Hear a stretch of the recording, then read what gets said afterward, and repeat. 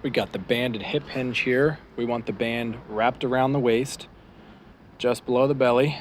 We're gonna walk it out, really plant your feet, walk it out, find that tension. You want the band to pull your butt back to find that really good hip hinge. Instead of just bending over, you want your butt to go back with the band. Try and get to the bottom to make a tabletop back and drive back through with the hips.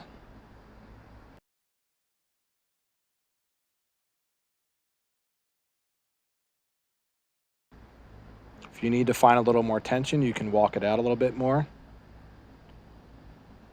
to really help pull those hips back, pull that butt back.